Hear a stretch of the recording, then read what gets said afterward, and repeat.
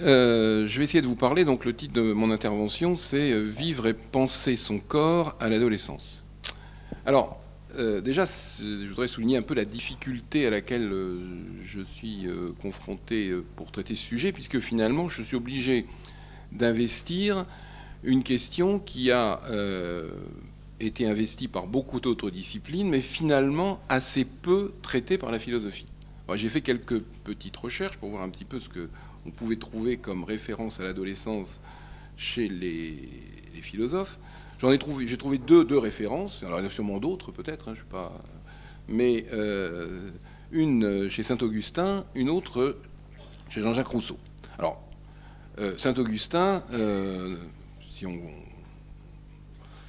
lit ce qu'il écrit de l'adolescence, ça n'est pas très très positif, puisque en effet pour Saint-Augustin, donc dans ses Confessions, il décrit l'adolescence comme l'âge des tourments que le corps inflige à l'âme en l'attirant vers des plaisirs infernaux. Je cite Saint-Augustin, « J'étais adolescent, je brûlais de me rassasier de plaisirs infernaux, j'eus l'audace de m'épanouir en des amours changeantes et ténébreuses, et ma beauté se flétrit, et je ne fus plus que pourriture à vos yeux, c'est-à-dire aux yeux de Dieu, bien sûr, pendant que je me complaisais en moi-même et voulais plaire aux yeux des hommes. » Autre référence, donc, Jean-Jacques Rousseau, bien évidemment, puisque dans son traité d'éducation, eh bien, il consacre à environ 200 pages, justement, à l'adolescence d'Émile. Hein, et l'adolescence, alors, elle est perçue par Rousseau comme de manière beaucoup plus positive, puisque c'est l'âge au cours duquel s'éveille le désir et toutes les tendances passionnelles. Et dans ces 200 pages, il s'interroge sur la manière d'orienter positivement ces mouvements de l'âme, et il s'agit de procéder justement de manière non directive en laissant la nature s'exprimer librement, mais de manière à ce que se développent des sentiments comme la pitié, la sympathie, qui permettront justement à Émile de devenir un individu apte à entrer progressivement dans la société et à entretenir des rapports harmonieux avec ses semblables. Voilà ce qu'écrit Rousseau dans l'Émile. « L'adolescence n'est l'âge ni de la vengeance ni de la haine, elle est celui de la commisération, de la clémence, de la générosité. Oui, je le soutiens et je ne crains point d'être démenti par l'expérience. Un enfant qui n'est pas mal né et qui a conservé jusqu'à 20 ans son innocence est à cet âge le plus généreux, le meilleur, le plus aimant et le plus aimable des hommes. » Déjà un peu plus sympathique que ce qu'écrit Saint-Augustin quand même. Alors, à part ces deux exemples, à ma connaissance, la question de l'adolescence n'a pas été vraiment théorisée sur le plan philosophique. Il semblerait que la philosophie, finalement, a trop souvent tendance à parler de l'homme comme si en tant qu'individu, il n'avait pas d'histoire, ou comme s'il ne présentait d'intérêt qu'une fois adulte. Donc, finalement, la difficulté à laquelle je dois faire face pour traiter cette question consiste à traiter ce sujet en tant que philosophe, et plus particulièrement à réfléchir philosophiquement sur la manière dont l'adolescent vit son corps. Puisque, bien évidemment, les apports de la psychologie en ce domaine sont indispensables, mais personnellement, je n'ai ni la légitimité ni les compétences suffisantes pour traiter cet aspect de la question. Et d'autre part, je me dois, en tant que philosophe, de proposer un autre regard sur le rapport qu'entretient l'adolescent avec son corps, un regard qui est bien entendu nourri par les connaissances que la psychologie apporte, mais un regard qui est néanmoins différent. Donc, la question que je serais tenté de poser est la suivante.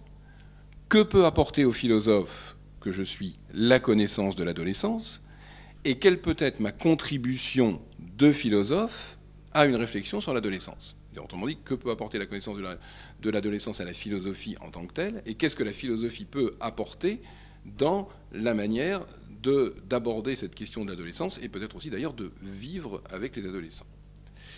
Alors, à cette question, donc, de savoir ce que la connaissance de l'adolescence peut apporter à la philosophie, il me semble qu'il y a une réponse qui va quasiment de soi, c'est que l'adolescence fournit aux philosophes un terrain particulièrement riche pour nourrir une réflexion sur le corps et sur la question des rapports entre le corps et l'esprit. Puisque la problématique de l'adolescence apparaît en effet, et je pense que je ne fais pas ici preuve d'une grande originalité en l'affirmant, la question de l'adolescence apparaît comme étant essentiellement, comme s'articulant principalement autour de la question du corps. Alors bien entendu, l'adolescence ne se réduit pas à la puberté, mais c'est quand même principalement avec elle qu'elle commence, et surtout avec tous les changements que ça entraîne. Changements qui sont fondamentalement corporels, mais qui, pour cette raison, et on verra pourquoi, sont aussi fondamentalement psychiques ou mentaux. Puisque, en effet, à la puberté, le corps d'enfant disparaît pour laisser la place à un corps plus sexué, à un corps dont la taille augmente assez rapidement, dont les formes se dessinent, un corps qui va produire de nouvelles sécrétions, de nouvelles sensations, un corps qui ne se perçoit plus comme sujet, mais qui a parfois le sentiment d'échapper à lui-même, de ne plus se contrôler. Un corps qui n'est plus maître de lui-même et qui ne se contrôle plus. Un corps qui ne se perçoit plus comme il se percevait auparavant, mais qui également n'est plus perçu de la même façon par autrui. Ce corps peut en effet devenir désirable. Il devient un signifiant sexuel, et peut ainsi se transformer en objet du désir de l'autre.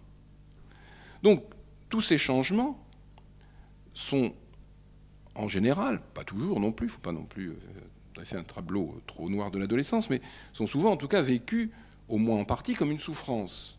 Si on entend par souffrance, pas simplement ce qui provoque de la douleur, mais si on entend par souffrance ce qui est subi, ce que l'on va vivre passivement, c'est-à-dire un changement dont on est l'objet sans en être vraiment sujet. Et je citerai ici donc une psychologue, Annie Biraud, qui écrit « L'adolescent a des raisons légitimes de souffrir, il perd son corps d'enfant et les privilèges qui lui étaient associés, il perd sa mère protectrice, il mesure la fragilité de son moi face aux menaces du monde extérieur et l'impossible recours désormais aux parents. Il découvre aussi la dangerosité de son monde interne, de ses désirs et des conflits que ceux-ci font naître en même temps que le registre nouveau et angoissant de leur nature. Si l'on décline ces raisons dans son contexte environnemental, ce sont toutes les situations d'insécurité, de frustration, de mésestime de soi qui décupleront l'expression de son malaise. Donc, dans un certain sens, on pourrait dire finalement que la notion, que l'adolescence, que ce que vit l'adolescent, c'est un peu la preuve vivante de la pertinence de cette formule qu'on trouve chez Descartes, qui est assez bien connue, cette formule dans laquelle Descartes dit que l'esprit n'est pas dans le corps tel un pilote en son navire. Et en effet, l'adolescent n'a plus l'impression d'être à la barre. Il a cette impression est bien la preuve que le psychisme ou l'esprit n'est pas indifférent à la vie du corps, mais qu'il en est plutôt le reflet.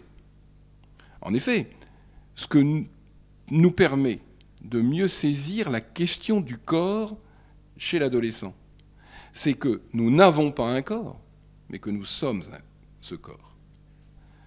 Chaque homme est un corps sentant et senti, ou, pour reprendre des analyses de Maurice Merleau-Ponty, dans la phénoménologie de la perception, un corps touchant et touché, qui éprouve dans sa chair tant son fonctionnement interne que les interactions qu'il entretient avec les autres corps avec lesquels il entre en contact.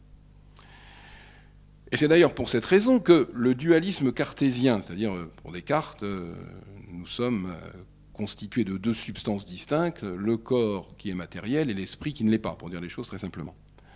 C'est pour cette raison que le dualisme cartésien trouve certainement ses limites face à la problématique de l'adolescence. Puisque, en effet, pour Descartes, donc, le corps et l'esprit participent de deux substances distinctes qui sont capables d'interaction réciproque. On se demande comment, d'ailleurs.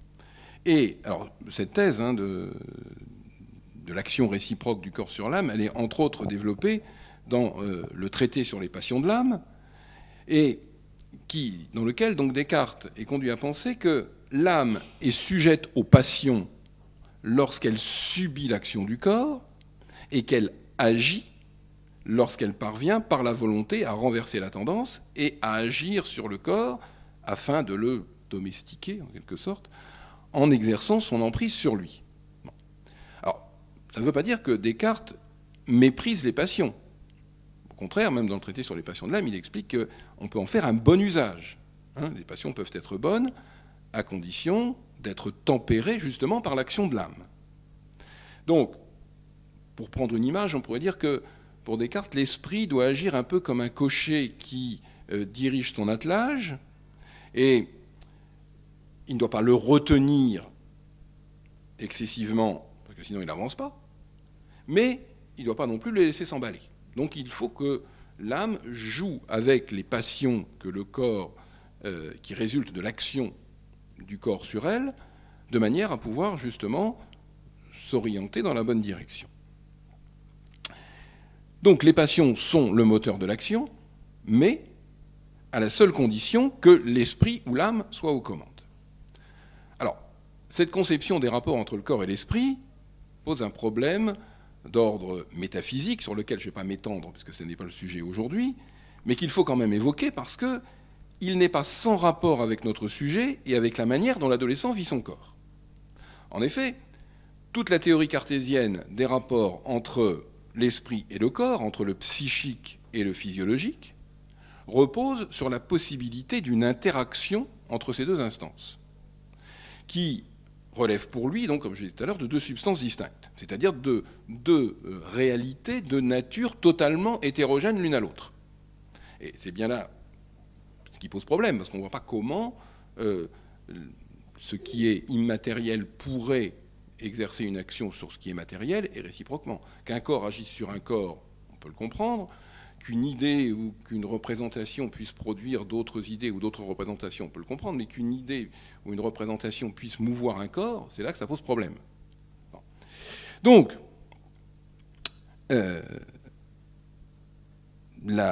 pour Descartes, donc, la substance dont l'esprit participe, c'est-à-dire la substance pensante, est immatérielle, tandis que l'autre, celle qui concerne le corps, la substance étendue, est matérielle. Et le problème, c'est celui de l'interaction. Et donc, on comprend mal comment la volonté que Descartes qualifie de force d'âme, eh bien, peut exercer sur le corps une action qui permettrait d'obliger ce corps à se comporter en accord avec ce que la raison lui dicte. Et je citerai à nouveau Annie Birot, d'ailleurs, qui remet en question ce dualisme, qui est au cœur de notre vision occidentale, justement, des rapports entre le corps et l'esprit. Alors, voilà ce qu'écrit Annie Birot. De tout temps, en effet, cette conception dualiste du sujet humain est celle sur laquelle se sont édifiées nos certitudes occidentales, même si quelques tentatives monistes essaient épisodiquement d'en venir à bout. Monisme, c'est le contraire du dualisme, ça veut dire une seule substance et pas deux. Donc, tout ce que je viens de dire là, qui semblait un peu, je dirais, technique d'un point de vue philosophique, ça n'est pas sans incidence sur la vie de l'adolescent et sur l'attitude des adultes à son égard. En effet, nous avons, en tout cas dans notre culture, spontanément tendance à vivre et à penser en adhérant implicitement à ce schéma et en nous imaginant que nos échecs sont le plus souvent dus à un défaut ou une faiblesse de la volonté. Ce qui a d'ailleurs pour effet de cultiver en nous la culpabilité et un terrible sentiment d'impuissance. Or, c'est précisément ce sentiment d'impuissance que ressent l'adolescent quand les adultes, face à des comportements qu'ils ont parfois des difficultés à comprendre, ou face à ce qu'ils qualifient parfois un peu trop rapidement de paresse, lui demandent de faire un effort, de changer, de manifester une volonté plus ferme.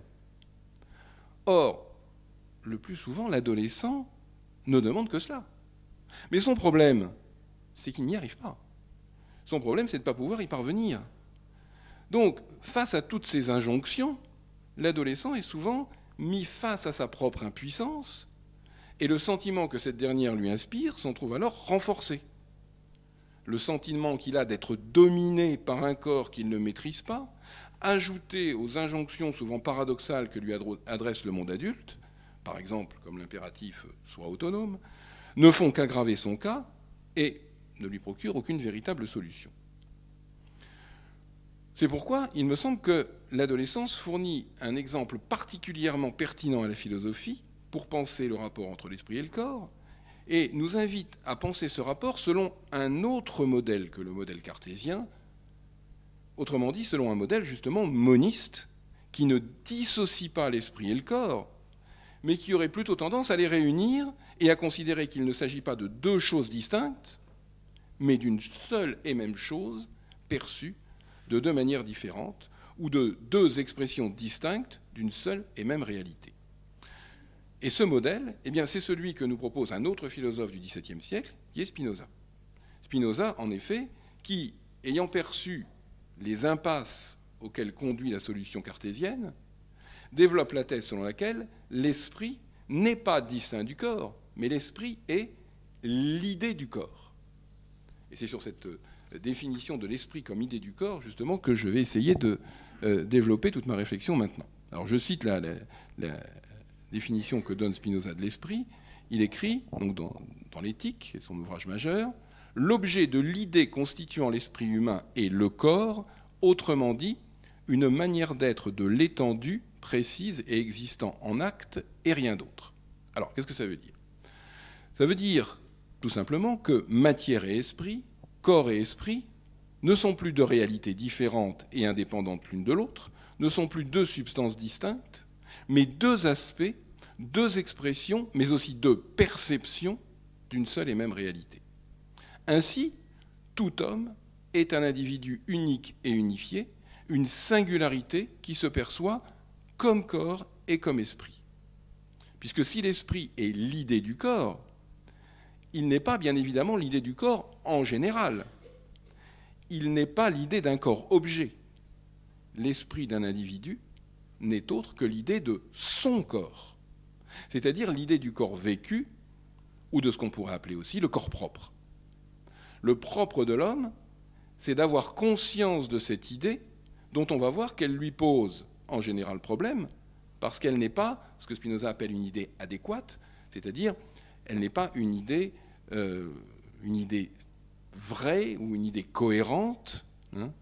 Elle n'est jamais totalement et parfaitement l'expression de la seule nature de ce corps, tout simplement parce qu'elle est aussi l'expression de la manière dont ce corps est affecté par d'autres corps, par le monde extérieur dans lequel il se situe, par tout un ensemble de causes internes ou externes qui agissent sur lui. Et je citerai ici un commentateur de la pensée de Spinoza, qui est Alexandre Matron, et qui écrit « L'âme est l'idée du corps existant en acte, mais elle n'a pas, une distinction entre être l'idée et avoir l'idée. L'âme est l'idée du corps existant en acte, mais elle n'a pas l'idée du corps existant en acte. L'âme en tant que telle ne connaît donc pas ce corps. Pourtant, elle le connaît par un autre biais, grâce aux événements qui lui arrivent, puisqu'elle a les idées des affections du corps, et puisque ces idées enveloppent la nature du corps, elle perçoit le corps en percevant ses affections. Tel est le seul moyen qui lui soit donné de prendre conscience de son objet. Alors, pour dire les choses peut-être plus simplement, ou en d'autres termes, si l'esprit, ou l'âme, comme on voudra, c'est un problème de traduction, est l'idée du corps, cette idée ne connaît pas son objet par lui-même, mais par les effets que produisent sur lui les facteurs internes ou externes qui vont agir sur lui et le modifier. Ainsi, l'esprit de l'adolescent n'est autre que l'idée de son corps. Mais cette idée, cette perception consciente du corps n'est pas claire. Elle manque de cohérence parce qu'elle n'est le plus souvent que la perception consciente des affections, autrement dit des modifications que subit le corps, sans qu'il ait conscience ou connaissance des causes qui produisent ces effets. En conséquence, l'adolescent, comme chacun d'entre nous, est totalement son corps, tout en étant totalement son esprit. Le psychique et le physiologique ne s'opposent plus. Ils sont réunis, mais selon une union qui demande, pour gagner en perfection, à accéder à un degré supérieur de conscience d'elle-même que seul peut produire la réflexion. Alors, il me semble que l'adolescence apparaît comme un exemple particulièrement éclairant pour illustrer cette conception de l'unité de l'esprit et du corps que défend Spinoza. L'esprit de l'adolescent ressent des affects qui ne sont autres que le reflet de l'idée que l'adolescent se fait de son corps, ou plutôt des affections que subit ce corps. Ce dernier n'étant perçu qu'à travers, justement, les affections, les modifications qu'il subit. Et ça confirme d'ailleurs une autre thèse de Spinoza, celle selon laquelle il n'y a pas de séparation entre les idées et les affects, entre l'intellectuel et l'affectif.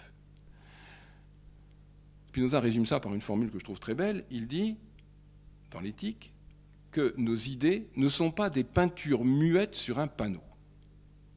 En d'autres termes, à la perception que l'adolescent se fait de son corps, la conscience qu'il en a, c'est-à-dire l'idée de son corps, est toujours corrélée à des affects qu'il ressent, souvent comme des sentiments d'impuissance.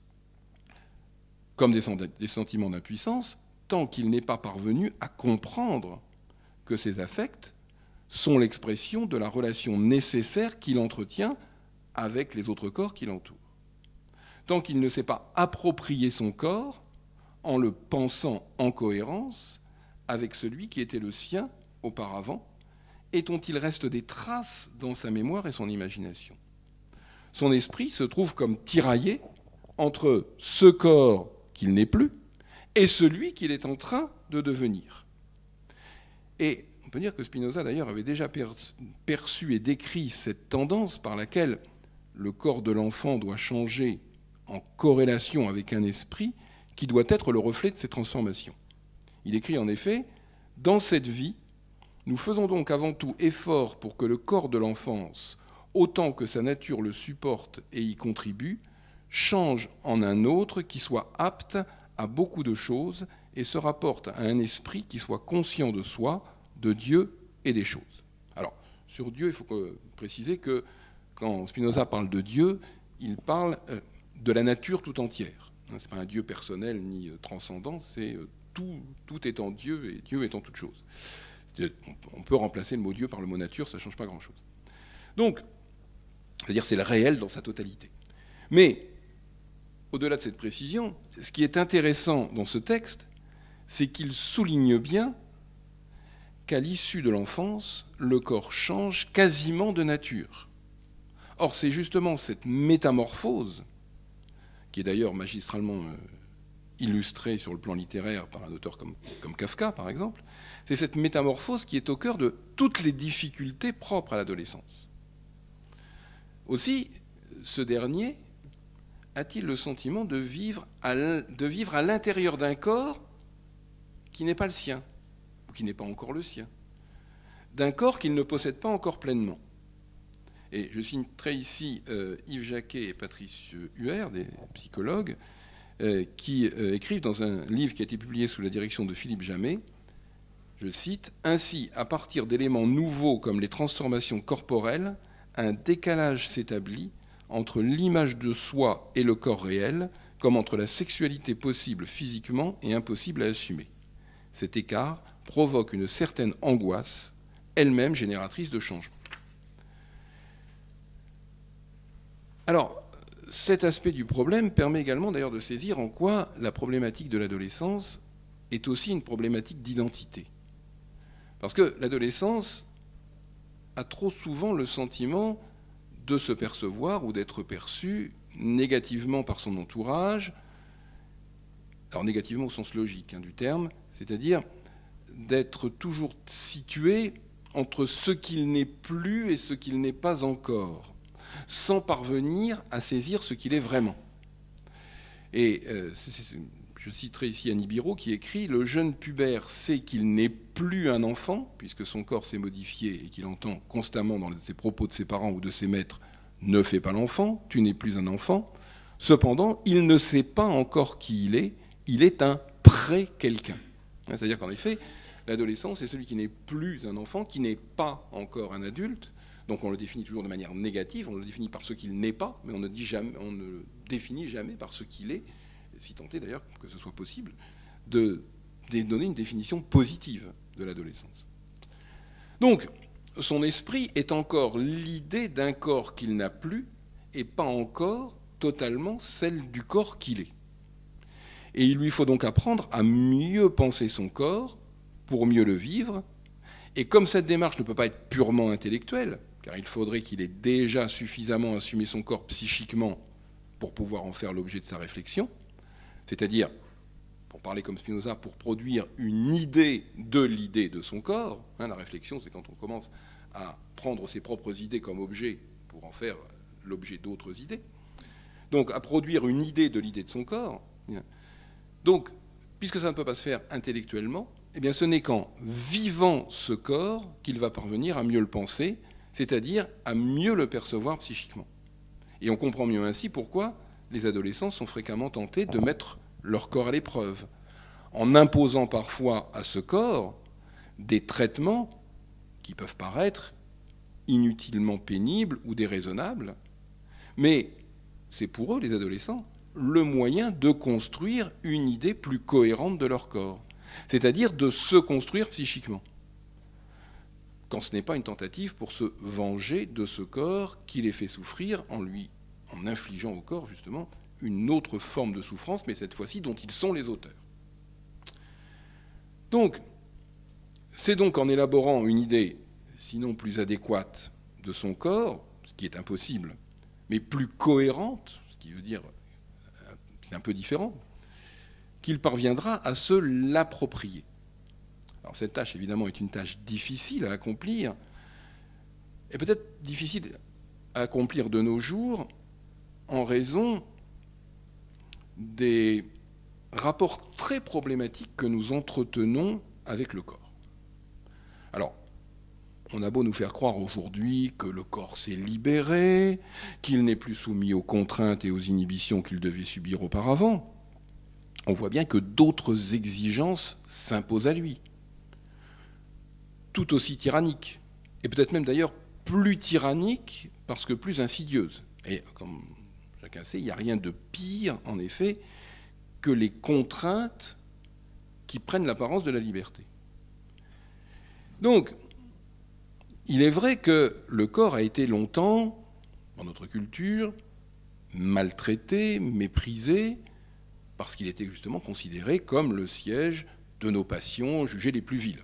Ce que disait saint Augustin au début, par exemple, quand je le citais, va un peu dans ce sens. Et je citerai aussi ce que dit Annie Biro là-dessus. D'ailleurs, elle écrit « Nos cultures occidentales ont été ainsi longtemps imprégnées de cette conviction que le corps était l'ennemi de l'âme dans la mesure où celle-ci, en substance, devait échapper aux contraintes d'une finitude terrestre. » Alors, on pourrait penser que, puisque cette vision du corps aujourd'hui n'est plus d'actualité, eh bien, ce dernier est totalement libre et aujourd'hui affranchi de toute contrainte. En réalité, je pense qu'il n'en est rien, puisque le corps fait aujourd'hui l'objet d'un culte étrange dans la mesure où on semble préférer de nos jours au corps réel un corps fantasmé, un corps idéalisé, et tellement normé d'ailleurs qu'il est perçu comme un horizon inaccessible. Et on peut d'ailleurs se demander si notre société qui adore un tel corps invite vraiment les individus à aimer leur corps. Est-ce que ce culte du corps n'est pas plutôt la manifestation d'une véritable haine du corps ? C'est-à-dire une haine du corps réel, du corps vécu, avec ses imperfections, ses aspérités, ses excroissances, et tout ça au nom d'un corps prétendu parfait, mais en même temps lisse et insipide. Les photos qui sont photoshopées, c'est pas pareil. Donc, finalement, ce corps que l'on prétend adorer, mais en même temps qu'on prive de nombreux plaisirs, pour nourrir l'espoir qu'il puisse un jour atteindre cette apparence idéale qu'on lui fait miroiter d'ailleurs dans les médias, qui vont nous présenter justement les stars photoshopées qui sont en fait des icônes irréelles, véritablement. Alors, ce nouveau culte du corps, il a été très bien étudié par un philosophe contemporain, un collègue d'ailleurs, qui enseigne aussi la philosophie dans un lycée parisien, qui s'appelle Yannis Constantinides, et qui a écrit justement un ouvrage qu'il a intitulé « Le nouveau culte du corps ».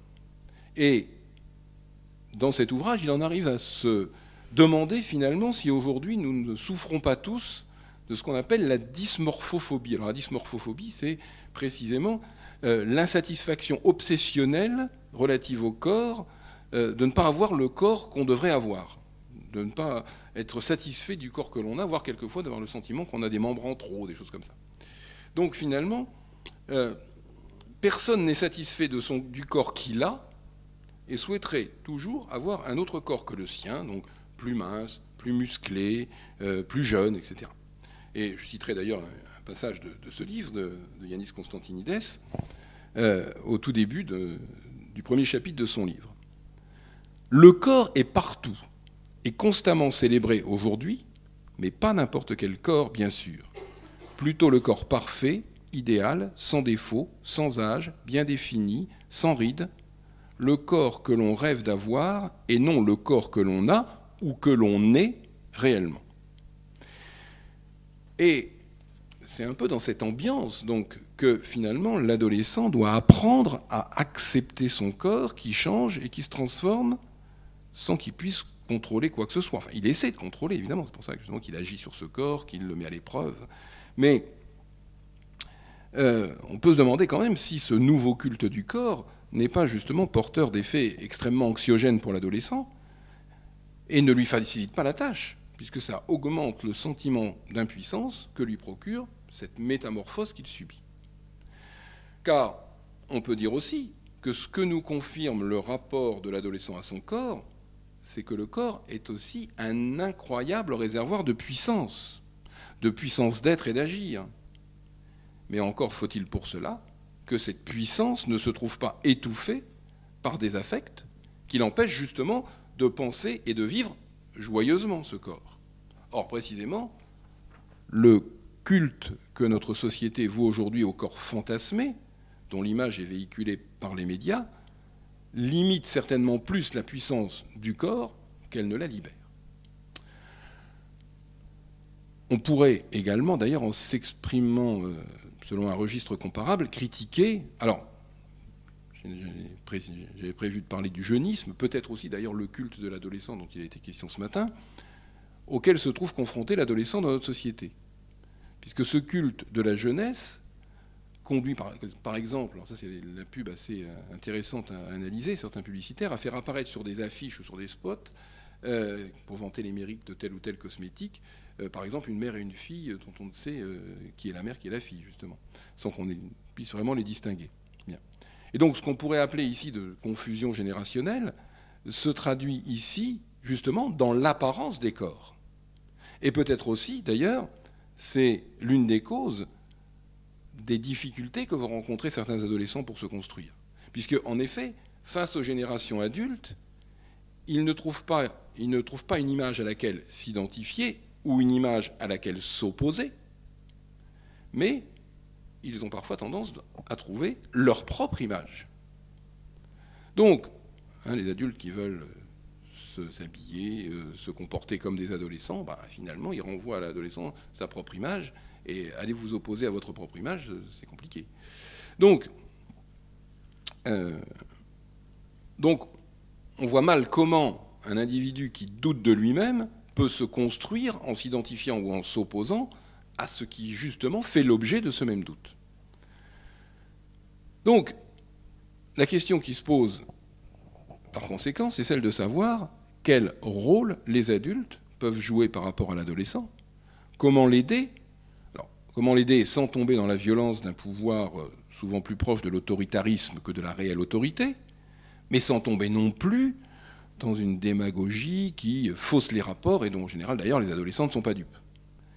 Et c'est certainement aussi à ce niveau qu'une approche philosophique peut apporter sa contribution à la compréhension de l'adolescence.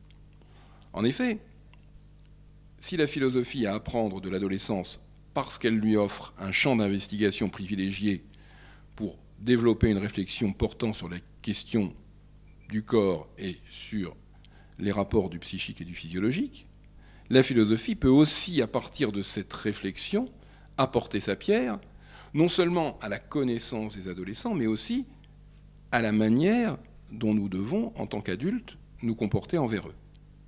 Elle peut, en effet, nous aider à réfléchir à la dimension éthique de la question de l'adolescence.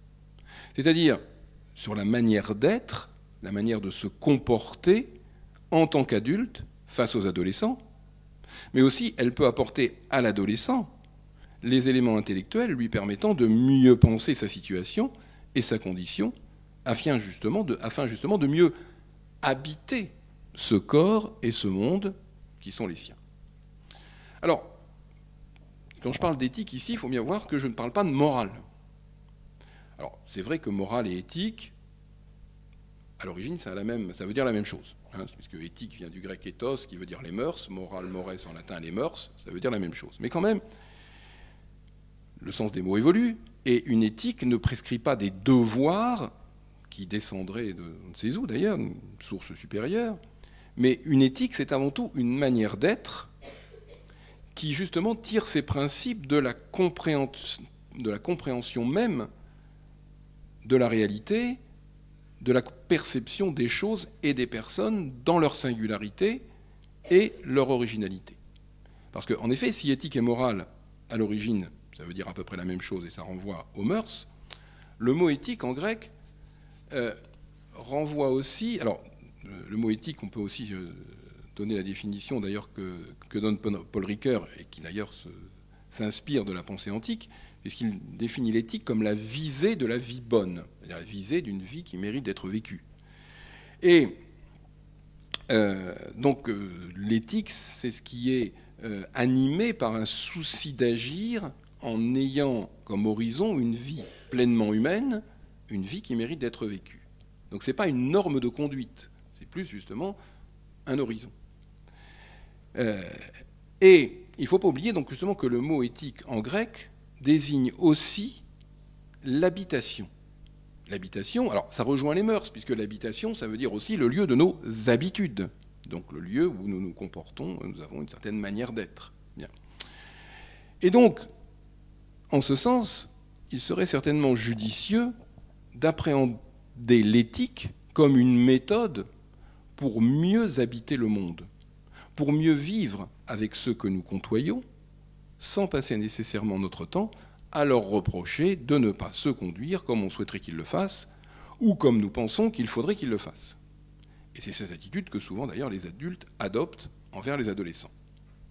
Or, si précisément tout individu est son corps, et si l'esprit de cet individu n'est que l'idée de ce corps, personne ne peut être autre que l'expression, que l'état de ce corps en situation, c'est-à-dire de ce corps tel qu'il est configuré à un moment donné de son existence, en fonction des déterminations internes ou externes qui vont affecter ce corps.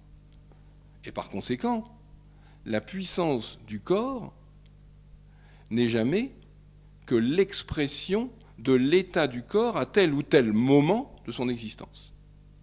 C'est pourquoi un individu, alors ça peut paraître étonnant, mais en tout cas c'est ce que pense Spinoza et c'est ce que je pense aussi, un individu ne peut jamais être ni plus ni moins que ce qu'il est à tel moment de son existence. C'est la raison pour laquelle il ne peut jamais faire ni plus ni moins que ce qu'il fait. Il n'est que l'expression de la puissance de son corps et de son esprit à un instant T. Aussi est-il en général très dommageable pour l'adolescent de lui adresser des reproches en l'accusant de ne pas être ce qu'il devrait être ou de ne pas faire ce qu'il devrait faire. En général, s'il ne parvient pas à être ou à faire certaines choses, c'est parce qu'il ne le peut pas.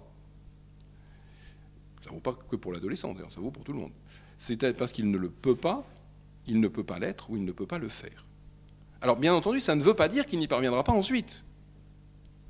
Dire que l'on n'est jamais que ce que l'on peut être ne signifie pas que l'on est condamné à toujours être le même.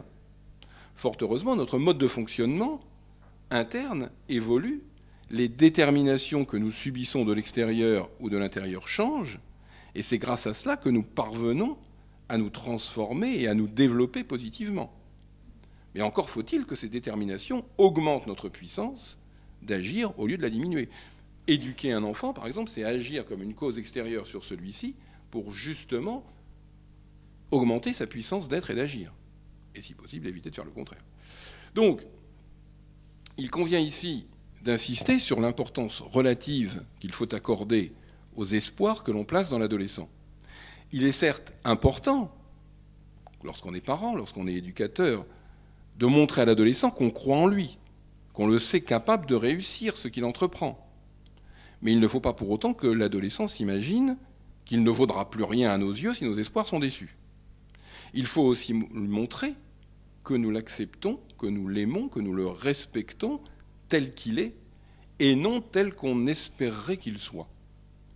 L'espoir, en effet, c'est toujours un sentiment ambigu. Un sentiment ambigu parce qu'il repose sur l'incertitude. Donc c'est un espoir qui mêle à la fois la joie et la tristesse, parce que, comme l'écrit Spinoza, il n'y a pas d'espoir sans crainte, ni de crainte sans espoir. Donc, l'attitude que nous devons adopter face à l'adolescent, et que peut-être d'ailleurs il nous faut essayer de transmettre à l'adolescent pour qu'il l'applique aussi face à lui-même et dans les rapports avec ceux qui l'entourent, pourrait très bien s'inspirer d'ailleurs d'une méthode que préconise Spinoza dans son traité politique, et qui consiste à dire qu'il ne faut pas rire des actions des hommes, ne pas les déplorer, encore moins les maudire, mais seulement les comprendre.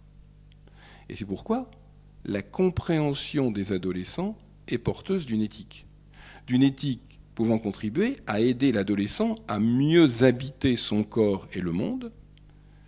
Et accompagner l'adolescent dans son cheminement, c'est principalement l'aider à découvrir ce corps qu'il doit apprivoiser, en lui permettant de mieux évaluer, par exemple, jusqu'où il peut aller trop loin dans les épreuves qu'il inflige parfois à son corps, par exemple. C'est aussi l'écouter. C'est aussi lui permettre de construire le récit de ce qu'il est en train de vivre. Ça rejoint un petit peu d'ailleurs ce qui a été dit ce matin. Et dont il a le sentiment de ne pas être sujet. Mais précisément qu'il va parvenir à s'approprier en étant l'auteur de la trame narrative de son existence. C'est proposer à l'adolescent des espaces à l'intérieur desquels il pourra apprendre à vivre et à penser ce corps qu'il est, mais qu'il ne parvient pas encore à assumer. C'est lui proposer des lieux dans lesquels, par le sport, par exemple, à condition évidemment que le sport ne soit pas simplement cette activité qu'il peut être, c'est-à-dire une activité qui est un peu pervertie par l'obsession de la performance. Bien. Mais par l'art, par la danse, par toute autre forme d'activité mettant en jeu son corps, il pourra produire une idée, une perception de celui-ci, mieux à même de l'aider à affronter l'existence. Et je citerai ici ce qu'écrit Bernard Andrieux dans la revue Adolescence. Oui.